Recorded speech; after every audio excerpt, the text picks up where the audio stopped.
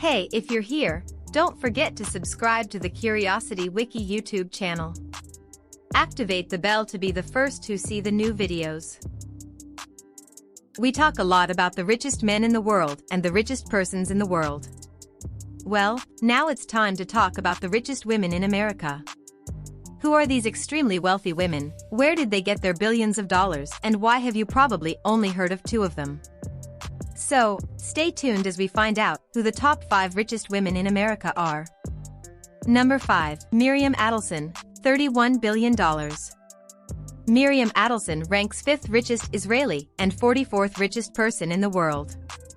She was born in Tel Aviv in 1945 to parents who fled Poland. She has achieved quite a lot in her long life. She earned a bachelor's degree in microbiology and genetics, as well as a degree in medicine from the University of Tel Aviv. She did compulsory military service as a medical officer, worked as a doctor for a while, and in 1993 founded a health insurance company. In the end, it turns out that being a doctor was not a lucrative business that made her the 5th richest woman in the United States. Miriam Adelson married Ariel Oakeshorn, another doctor with whom she had 2 children, but divorced him in the 1980s, meeting and marrying the late billionaire Sheldon Adelson, a marriage that was strong enough.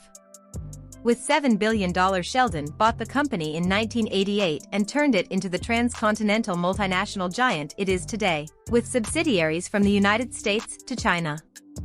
Sheldon Adelson owned a substantial amount of stock in Las Vegas Sands, and, at the time of his death, was worth $36.4 billion and was one of the richest men in America.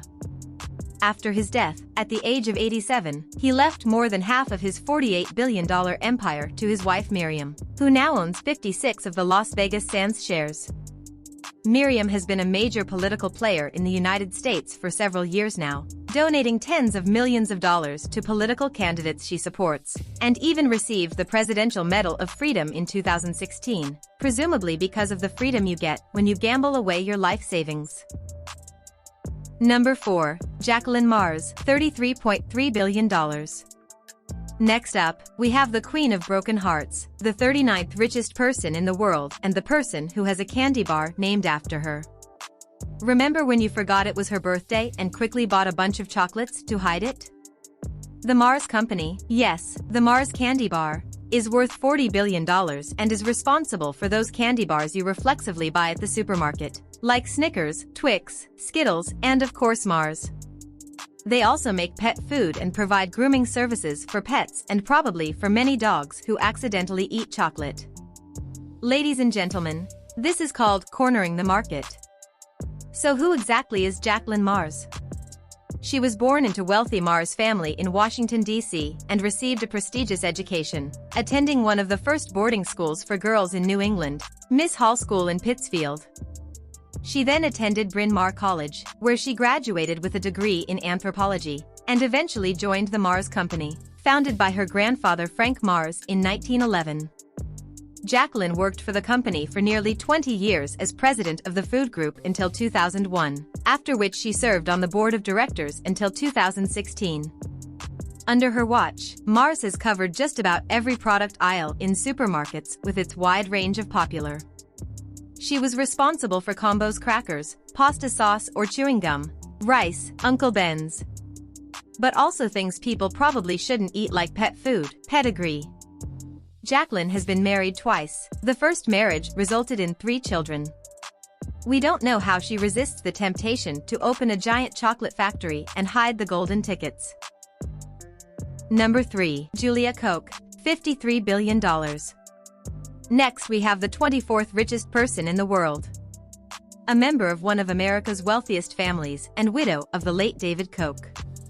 Julia was born in 1962 and spent her childhood in Iowa, working in agriculture and her parents' furniture store. In the 1980s she moved to New York and worked as an assistant to fashion designer Adolfo. Julia met David Koch on a blind date in 1991. And, like most blind dates, it went pretty badly, but this story has a happy ending. The two met again a year later at a party and began dating, eventually marrying in 1996. Julia and David Koch lived for years in a Fifth Avenue apartment, but in 2004 they moved to Manhattan's legendary Park Avenue, a home that was and still is considered the most luxurious and important residential building in New York. The building has had books and even a documentary about it and has housed wealthy Americans like John D. Rockefeller, the richest man in Egypt. Even the French government bought a house there for its ambassador. After David Koch's death in 2019, Julia and their 3 children inherited 42% of Koch Industries. David Koch was the 7th richest person in the world before his death and had a net worth of over $53.5 billion. As a result, Julia was catapulted onto the list of the 10 richest women in the world. She currently sits on the board of Koch Industries, the 2nd largest American company by revenue and the 6th largest in the world, with annual revenue of $115 billion. Koch Industries doesn't make all that money just by drilling for oil, but has acquired so many companies and subsidiaries that it now does almost everything through acquisitions, such as the $22.5 billion purchase of Georgia-Pacific, one of the world's largest paper producers and distributors, and the $7.5 billion purchase of electrical components maker Molex. Julia is poised to move up the list of the world's richest people pretty quickly. Julia is currently president of the David H. Koch Foundation, a charitable foundation that has donated nearly $200 million to support a variety of national causes, including science and medical research, education, arts and more. Number 2, Mackenzie Scott, $62.2 billion. Next up we have the 28th richest person in the world, Mackenzie Scott. Formerly Mackenzie and Bezos. In case you're wondering where else you've seen this girl, well, she might be popular for her marriage to the former richest person in the world, Jeff Bezos. Or more likely for her divorce from him. Still, she's lived a pretty interesting life. She was born in California in 1970 and started writing at a very young age, from just 6. She's an outspoken writer and wrote her debut novel, The Testing of Luther Albright, in 2005, which won her the American Book Award. Mackenzie was all set for a career in literature after earning her BA in English at Princeton University, where she studied with Nobel laureate Toni Morrison, but ended up making billions in a slightly different way. In 1993, Mackenzie Scott married Jeff Bezos. They moved to Seattle and founded Amazon. She was one of Amazon's first employees. She was heavily involved in the early days and development of Amazon, worked on the company's business plans and shipping the first orders, even negotiated the company's first shipping contract. Overall, she was a very good employee, and that $35 billion paycheck came a few decades too late. Speaking of which, their marriage lasted from 1993 to 2019. As part of the divorce settlement, Bezos transferred his 25% stake in Amazon to Mackenzie, which was about 4% of the company, leaving her with $35.6 billion, making her the 3rd richest woman in the world. After the divorce settlement, Mackenzie was part of a campaign started by Bill Gates and Warren Buffett to encourage extremely wealthy people to contribute the majority of their wealth to philanthropic causes. Although she donated at least half of her wealth to charity, giving away an impressive $2.8 billion in 2020, her net worth climbed to $62.2 billion by the end of 2021.